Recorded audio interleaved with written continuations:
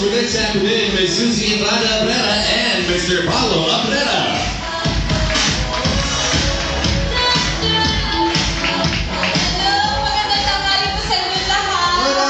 Everybody, look at everybody, Susie, na ngiting.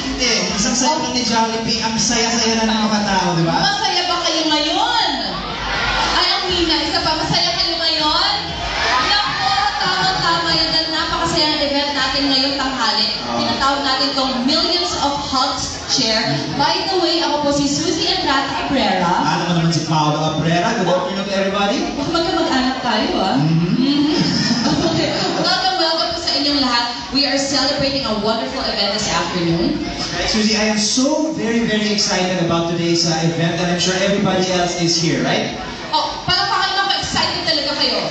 Yeah! You know, this is a celebration this afternoon. It's a wonderful event. Last year, nag-celebrate ang Jollibee ng kanilang 30th anniversary. That's right. At by way of celebrating, they had a fundraising program.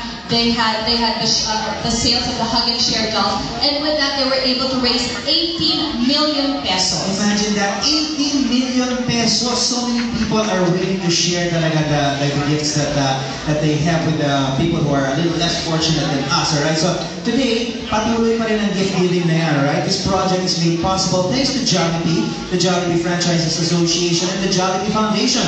Donations of over 18 million pesos will be conferred today to 8 foundations engaged in programs that directly benefit children. Talaga nga naman mabait na talagang mapagbigay ang ating best friend. Pero hindi lang talaga sumagaling sa pagsasayaw. Hindi lang. Mapagbigay din siya. Mapagbigay, tama ka dyan. At alam nyo, last year, binili na nitong Hug and Share na nito from October to December, I think. Right. That's it. Pero ganun karami ang na-raise nilang funds. Eh sa atin pala, patok na tanda na to. It made such an excellent Christmas present, diba? Exactly. And of course, for some people, with or without knowing it, they were able to donate and share dito sa program na ito ng Jollibee para makashare sa iba't ibang foundations nationwide. The sales from these dolls will be given, of course, to the selected foundations that are with us here this afternoon.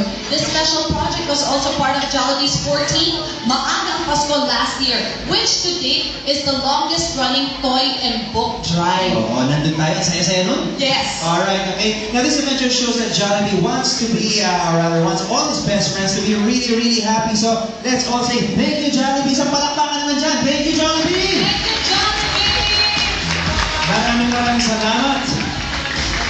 And of course, dapat rin natin pasilamatan isang mahalaga tao, special na tao, si Ms. Gold Cantoco. Siya po kasi ang Vice President for Marketing ng Jollibee Strategic Business Unit, isa sa mga naging punong abala upang maikasangtukaran ang proyektong ito. Alright. Ladies and gentlemen, please all welcome Ms. Gold Cantoco for her opening remarks.